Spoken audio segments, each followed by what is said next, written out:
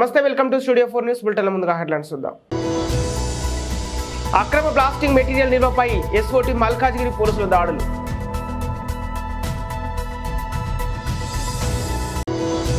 Stanford university case స్టడీగా Hyderabad metro project.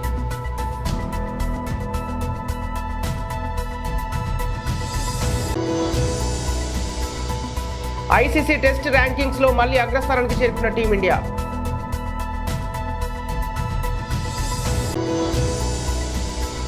విద్యుత్ short circuit తో ఇల్లు దగ్ధం.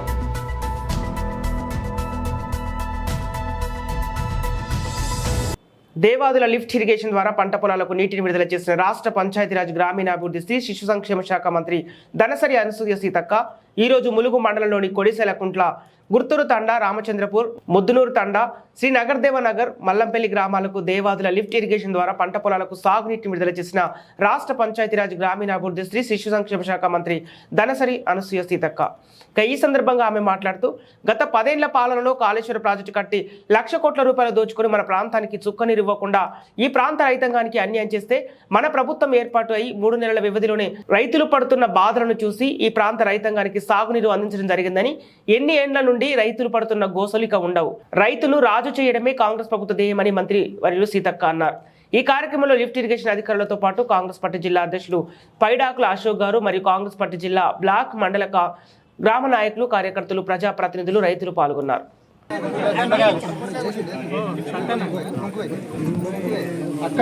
కొబ్బరికాయలు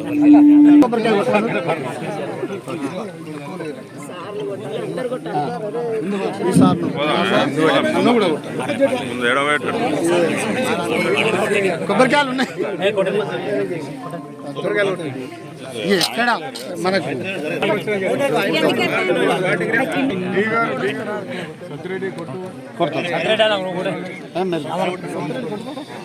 హైదరాబాద్ కు చెందిన మహిళ ఆస్ట్రేలియాలో అనుమానాస్పద స్థితిలో ఓ డబ్బాలో మహిళ మృతదేహం లభ్యమైంది. ఆస్ట్రేలియాలోని విక్టోరియా బకీలో రోడ్డు పక్కన ఉన్న డబ్బాలో ఆదివారం నాడు చైతన్య మాధవిగాని అలియాస్ అనే హైదరాబాదీ మహిళ మృతదేహం లభ్యమైంది.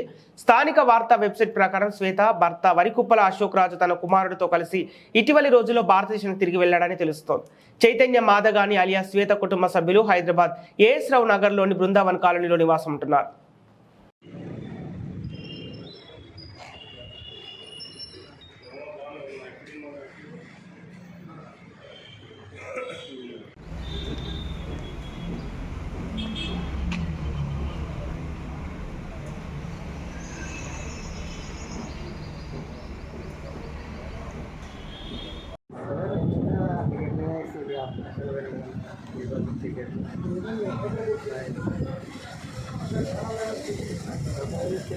విశ్వసనీయ సమాచారం మేరకు Malkajgiri SOT Keesara PS joint operation లో భాగంగా కీసర పిఎస్ పరిధిలోని రాంపల్లి గ్రామంలో అక్రమంగా ఎటువంటి లైసెన్స్ లేకుండా చట్టవిరుద్ధంగా తన ఇంట్లో బ్లాస్టింగ్ మెటీరియల్ నిల్వ ఉంచిన నిందితుడిని పట్టుకున్నారు.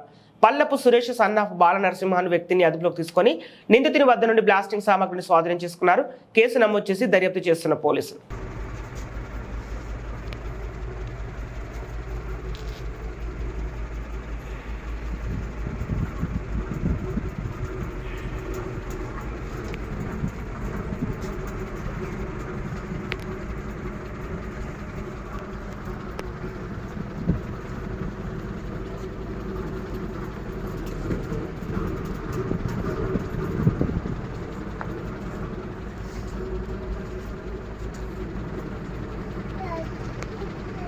టీమిండియా ఐసీసీ టెస్ట్ ర్యాంకింగ్స్ లో మళ్లీ అగ్రస్థానానికి చేరుకుంది. ఇవాళ ఐసీసీ ప్రకటించిన టెస్ట్ టీం ర్యాంకింగ్స్ లో టీమిండియా టాప్ స్పాట్ ను కైవసం చేసుకుంది. ఇంగ్లాండ్ తో 5 టెస్టుల సిరీస్ ను 4-1తో చేజిక్కించుకున్న టీమిండియా తాజా ర్యాంకింగ్స్ లో నెంబర్ 1 పీఠంపై అధిష్ఠించింది. నిన్నటిదాకా అగ్రస్థానంలో ఉన్న ఆస్ట్రేలియా ఇప్పుడు 2వ స్థానానికి పడిపోయింది. ఈ ర్యాంకింగ్స్ లో ఇంగ్లాండ్ 3, న్యూజిలాండ్ 4, దక్షిణాఫ్రికా 5, Pakistan 6, West Indies 7, Sri Lanka 8, Bangladesh 9, Zimbabwe 10, Ireland 11, Afghanistan లో 12 తర్వాతి స్థానాల్లో ఉన్నాయి. ఐర్లాండ్ 1 స్థానం మెరుగుపరుచుకొని 11వ ర్యాంకుకు చేరుకోగా ఆఫ్ఘనిస్తాన్ 1 స్థానం పతనమై టెస్టు జట్లలో జాబితాలో అట్టడుగు పడిపోయింది. వరంగల్ జిల్లా దుగ్గొండి మండలం గిర్నిబావి గ్రామంలో నివాసం ఉంటున్న రాయపూరి నర్సయ్య ఇల్లు విద్యుద్ఘాతంతో దగ్ధమైంది. ఇంట్లో దాచుకున్న 4 లక్షల రూపాయలు అగ్నికి కాలిపోయినావని, మొత్తం ఆస్తి నష్టం 10 లక్షల రూపాయల వరకు జరిగిందని ఇంకా వివరాలు తెలియాల్సి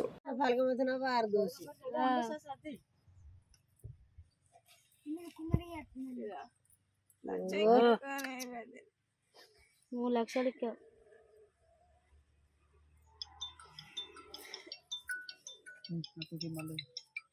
నాకు ఫోటో తీసి సార్ పాడినా సార్ వరకు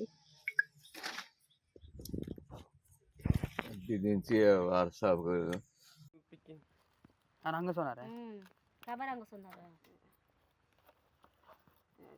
2 లక్షలకి 2 లక్షలకి అది బొగ్గులే కొన్ని నందికే సారే అది ये कौन नहीं क्या हुआ खाइंदा पड़ क्या सब घोड़ा गई उले रे मंट उले रे सीना नंदा का रंग समझ ये तिके क्या कारण से नंग बेदर पले मत ना फलगा बार दो ये तुम्हारी है लच्छे का नहीं बेदर 3 లక్షలకి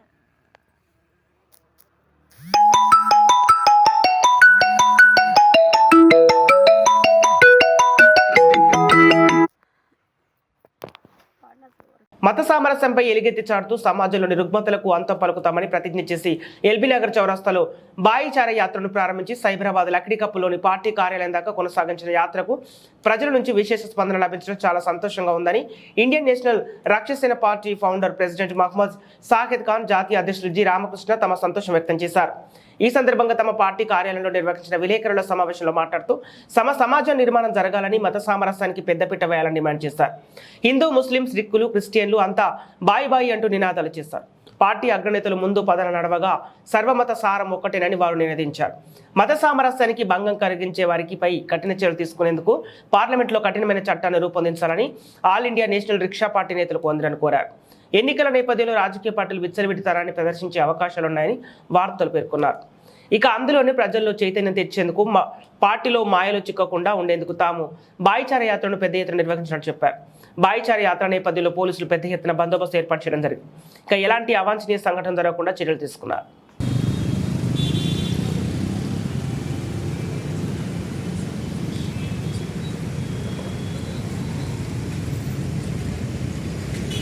రక్తసేన నుంచి ప్రెసిడెంట్ రామకృష్ణ, ముఖ్యంగా పోలీస్ డిపార్ట్మెంట్ వారు ఇచ్చిన మా సహాయ సహకారాలకి, ఈ భాయిచార యాత్రకి మేము మా తరఫు నుంచి మా ధన్యవాదాలు తెలుపుతూ, ఏదైతే ఒక చిన్న గ్యాప్, ఎంతో ప్రేమ ఆప్యాయతలు ఎంతో కలుగున్న ఈ కమ్యూనిటీస్, ఈ ఒక చిన్న ఒక లేయర్ గ్యాప్ ఏదైతే విద్వేషం ఉందో అది తొలగాలి అని మేము ఈ భాయిచార యాత్ర తీసుకొచ్చాము. మేము మా ముఖ్య ఉద్దేశం ఏంటంటే హిందూ ముస్లిమ్స్ చాలా ఐక్యతగా ఒక హ్యూమానిటీ అనేది ఒక రిలీజియన్గా మనం ఎదరికెళ్ళాలని మా ఉద్దేశము. ఒక చిన్న గ్యాప్, ఒక్కసారి ప్రేమ అనేది మన అని వచ్చాక వాళ్ళలో వాళ్ళు చూపించే ఆదరాభిమానాలు అలా మనం వెలగట్టలేము. అలాంటి ఆప్యాయత పొందడం కూడా అది అదృష్టము. ఆ చిన్న లేయర్ గ్యాప్ ఈ భాయిచార యాత్ర ద్వారా నెరవేరాలని మా ఈ రక్షణతో మీ అందరికీ మా ఆల్ ఇండియా రక్షణ తీసుకెళ్తూ అందరం కలిసి మా పార్టీని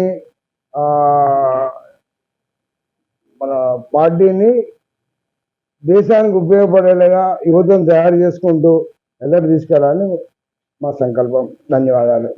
इंडिया नेशनल रक्षा सेना, मैं MD Shahid Khan founder and Krishna भाई प्रेसिडेंट, हम लोग एक पहले तो शुक्रिया अदा करूंगा पुलिस डिपार्टमेंट का जो हमने परमिशन दिया और पीसफुल का यात्रा हमारा सक्सेसफुल हुआ है. Thank you police department and government of Telangana. ये ऑल इंडिया रक्षा सेना का जो आज यात्रा निकाले भाईचारा यात्रा, हमें एक मैसेज देना था, सिर्फ और सिर्फ मैसेज. जो हैदराबाद, तेलंगाना या इंडिया में कहीं पर भी जो कम्युनल सोच रखता है उसके लिए हमने आज हैदराबाद से स्टार्ट किया भाईचारा यात्रा. हिंदू, मुस्लिम, सिख, ईसाई हम आपस में भाई भाई बोलने से नहीं, करने से होता है. इसके लिए हम आज यात्रा निकाले हैं. ग्रैंड सक्सेसफुल हुआ यात्रा. और एक छोटा मैं मीडिया की तरफ से एक मैसेज देना चाह रहा हूँ कि ये देश महान देश है, महानतों का देश है, इसे हम तोड़ने नहीं देंगे. ऑल इंडिया नेशनल रक्षा सेना पार्टी सब कुछ जोड़ने का काम करेंगी, तोड़ने का काम नहीं करेंगी. और मैं शाहिद खान, रामकृष्ण जी, राम, हम लोग के पास कोई भेदभाव नहीं है. मैं खुद बोलता हूँ नो अल्लाह अकबर. अल्लाहू अकबर। मैं बोलूंगा शाहिद खान जय श्री राम बोलने में तो खुशी कोई आपत्ति नहीं है, ये बोलने से खुश नहीं होता। हम तो चाह रहे कि पूरे भारतवासियां मिलके जय श्री राम बोले, अल्लाह अकबर। बस థ్యాంక్ యూ, జై హింద్, జై భారత్, నమస్తే, స్వామి. రఘునాథపాలెం మండలం బూడిదంపాడు వద్ద ఆదివారం 38.30 కోట్ల వ్యయం అంచనాలతో ఖమ్మం ఇల్లందు 2 లైన్ల రోడ్డు, 4 లైన్ల రోడ్డు విస్తరణ అభివృద్ధి పనులకు రాష్ట్ర వ్యవసాయ మార్కెటింగ్ సహకార జౌలి శాఖల మంత్రి వర్యులు తుమ్మల నాగేశ్వరరావు శంకుస్థాపన చేశారు.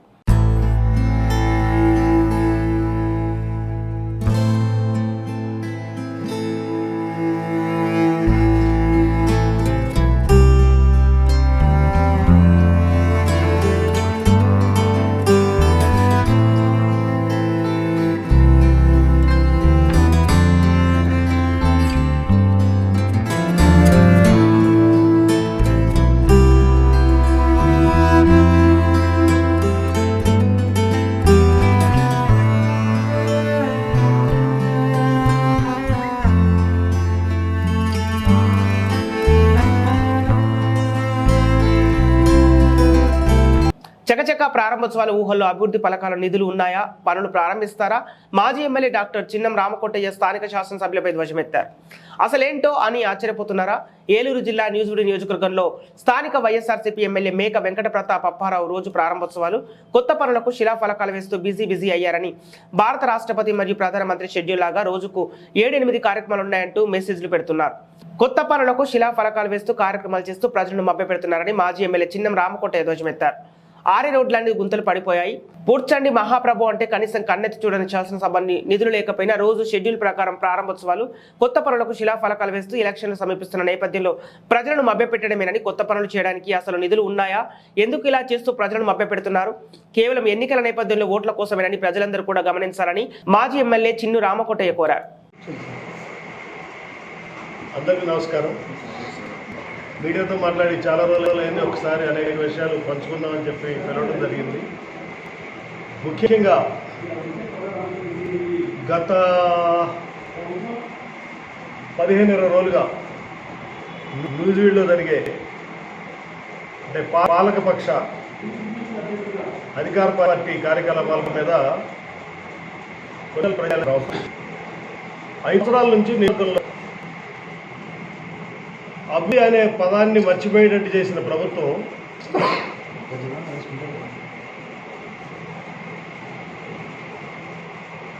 దాదాపు 15 రోజుల నుంచి హడావుడిగా, అంటే దాదాపు మనం రాష్ట్రపతి గారి షెడ్యూల్లో చూస్తూ ఉంటాం, మినిట్ టు మినిట్ షెడ్యూల్ అంటాము, లేకపోతే ప్రధానమంత్రి గారి షెడ్యూల్లో చూస్తూ ఉంటాము. అటువంటి షెడ్యూల్ ఎమ్మెల్యే గారికి పెట్టి, ఎమ్మెల్యేలు పెట్టుకొని 10 గంటలకు 10 చోట 11 చోట రోజు 6 నుంచి 8 శంకుస్థాపనలో, అందులో ఒక బ్రహ్మోత్సవం, చెట్ట చివరన ఏ ప్రభుత్వం చక్రమం. ఎన్నికల ముందు ఈ కార్యక్రమాలు ప్రజల కోసం చేయటాన్ని నేను ప్రజలకు ఉంచాలని విజ్ఞప్తి చేస్తూ ఉన్నాను.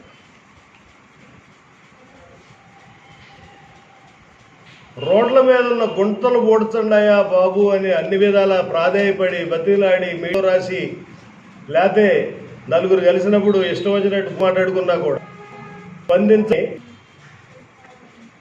అధికార పార్టీ అనివ్వండి, అధికార పార్టీ శాసనసభ్యుడు కానివ్వండి, ఇవాళ కోట్ల రూపాయలు మంజూరు చేశానంటున్నారు, శిలాఫలకాలు వేస్తున్నారు. దాదాపు ఇప్పటికి మరి 10 రోజుల్లో సెంచరీ పూర్తయిందేమో. నేను లెక్కేయాలనుకున్నా కానీ సమయం కూడా లెక్కలేదు. అంటే అసలు ఈ శిలాఫలకాలకు మంజూరు వచ్చి చేస్తున్నారా, ప్రజలను మోసం చేయని చేస్తున్నారా? మరి ఇప్పుడు చేస్తే మరి రేపు మీరు అధికారంలో రాకపోతే, మీ అధికారం అయిపోయింది, ఇంకో 1 వారం రోజులు 4 రోజుల్లో ఉంది. దాని తర్వాత ఎన్నికలు కూడా వస్తుంది. యు ఆర్ నోవేర్, అంటే ఆపద్ధర్మ ప్రభుత్వం, కానీ ప్రభుత్వం మాత్రం కాదు. మరి ఇప్పుడు చివరి నిమిషంలో శిలాఫలకాల మీద ఎట్లా భావించాలి? సరే, వాళ్ళైతే ఈ శిలాఫలకాలతోనే అధికారం పొందాలని, ప్రజలను మభ్యపెట్టాలని, గెలవాలని కోరుకుంటున్నట్టుగా స్పష్టంగా కనపడుతుంది. కాబట్టి ఇప్పుడు విజ్ఞత గల పౌరులుగా కానీ, ఇక్కడ నేను ఎన్నికల్లో పోటీ చేద్దాం అనుకున్న నాయకుడిగా కానీ నా బాధ్యత ఏంటంటే ప్రజలందరికీ పారా హుషార్, ఈ మోసాన్ని గుర్తించండి. ఇది పూర్తిగా ప్రజలను వంచడమే. శిలాఫలకాలు చూసి మోసపోకండి. ఎందుకంటే కాపురం చేసే లక్షణం పారాయణ ఆరకముందే కనపడద్దు అనేది మన జనరల్ నానుడు. కరెక్టేనా సార్? సో 5 సంవత్సరాల్లో చేయని అభివృద్ధి, చేయలేని అభివృద్ధి, పట్టించుకోని అభివృద్ధి, వినని అభివృద్ధి ఇవాళ నువ్వు 100 కోట్లు 1000 కోట్లతో చేస్తానంటే ప్రజలు నమ్ముతారని భావించడం అనేది మీ రాజకీయ అజ్ఞానానికి అద్దం పడుతూ ఉంది. సో ప్రజలు మోసపోవద్దని నేను పిలిపిస్తా ఉన్నా. నిజంగా వీటిలన్నిటికీ ఉంటే బులెటిన్ ముగించే ముందు హెడ్లైన్స్ మరోసారి. అక్రమ ప్లాస్టిక్ మెటీరియల్ నిల్వపై ఎస్ఓటి మల్కాజ్గిరి పోలీసుల దాడులు.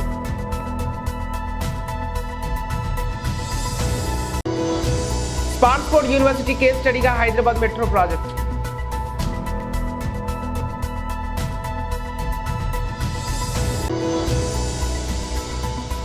ఐసీసీ టెస్ట్ ర్యాంకింగ్స్ లో మళ్లీ అగ్రస్థానానికి చేరుకున్న టీమిండియా.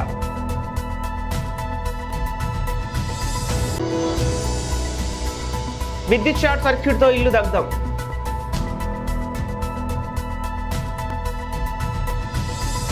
ఇవి ఈనాటి వార్తలు. మరో బులెటిన్తో మళ్ళీ కలుద్దాం.